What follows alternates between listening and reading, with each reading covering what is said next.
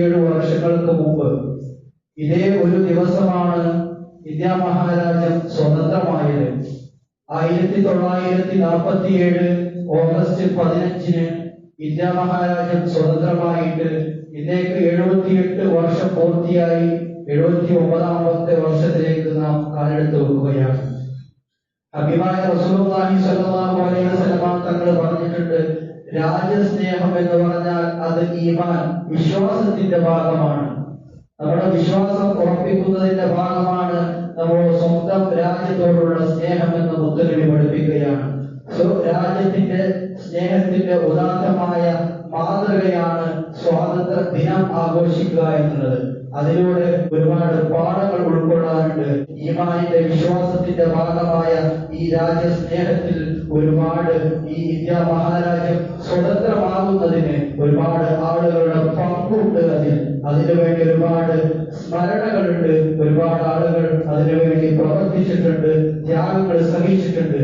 നാം പലപ്പോഴും ഇന്ത്യ സ്വതന്ത്രമാകുമ്പോൾ സ്വാതന്ത്ര്യ ദിനത്തിന് നാം ഓരോരുത്തരും പങ്കുവെക്കുന്നത് ഒരുപാട് ആളുകളുടെ പേരുകൾ നമുക്ക് ഓർമ്മ വരാറുണ്ട്. മഹാത്മാഗാന്ധി, അതുപോലെ നെഹ്റു എന്നിവരൊക്കെ പേരുകൾ നാം ഓർക്കാറുണ്ട്. 1600കളിലാണ് ബ്രിട്ടീഷുകാർ ഇന്ത്യ മഹാരാജ്യത്ത് വരികയും ഇവിടെ നിലകൊള്ളുകയും ചെയ്തത്. അതിനു മുമ്പുള്ള ചരിത്രവും നാം പഠിക്കേണ്ടതുണ്ട്.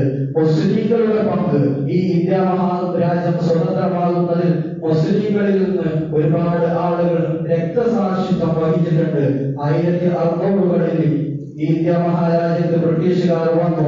അതിനുശേഷം 1857കളിൽ ഇന്ത്യ മഹാരാജ്യത്ത് ഒരുപാട് ഫാസിസ്റ്റ് ശക്തികൾ ഇവിടെ കടന്നു വന്നിട്ടുണ്ട്. ഫ്രഞ്ചുകാരും ഡച്ചുകാരും ഒരുപാട് പ്രവർത്തനങ്ങൾ ഇവിടെ നടത്തുപോയിട്ടുണ്ട്. അവർക്കെതിരെയൊക്കെ യുദ്ധം നടത്തിയത് മുസ്ലിങ്ങളായിരുന്നു. ആ 1857കളിലെ യുദ്ധത്തിൽ 27,000 മുസ്ലിങ്ങൾ രക്തസാക്ഷിത്വം വഹിക്കുകയാണ്.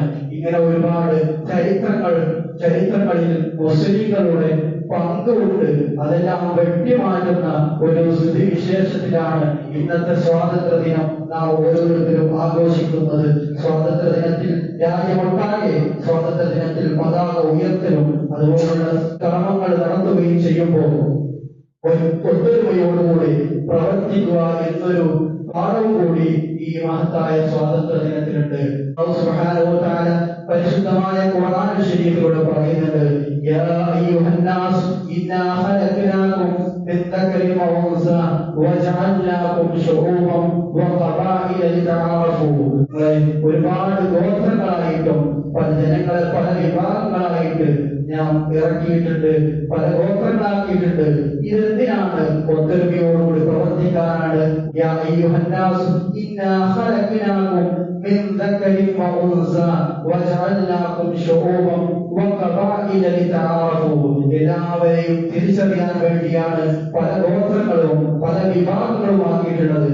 അല്ലാതെ പല വിഭാഗങ്ങളും ഗോത്രങ്ങളും ആക്കിയിട്ടുള്ളത് ഭിന്നിച്ചു നിൽക്കാനല്ല, ഒത്തൊരുമയോടുകൂടി പ്രവർത്തിക്കുക.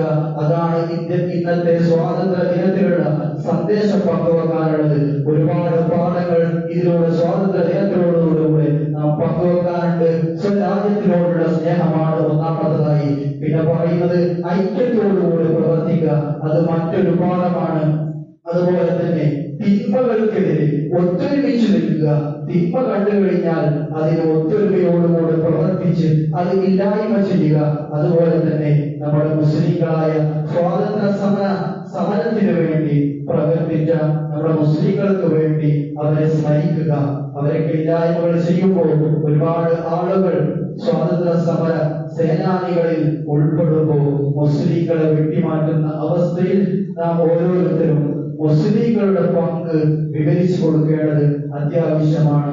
അല്ലാഹു സുബ്ഹാനഹു വ തആല ഈ മഹാരാജ്യത്തിൽ സ്വാതന്ത്ര്യത്തോടുകൂടെയും ഐക്യത്തോടുകൂടെയും പ്രവർത്തിക്കാനും തൗഫീഖ് ചെയ്ത് അനുഗ്രഹിക്കട്ടെ.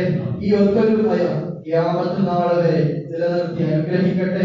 ഇന്ത്യ മഹാരാജ്യത്തിൽ വ്യത്യസ്ത മതത്തോടുകൂടി ജീവിക്കുകയാണെങ്കിലും സാഹോദര്യത്തോടുകൂടി ഒത്തൊരുമയോടുകൂടെ ജീവിക്കാൻ റബ്ബ് തആല തൗഫീഖ് ചെയ്ത് അനുഗ്രഹിക്കട്ടെ.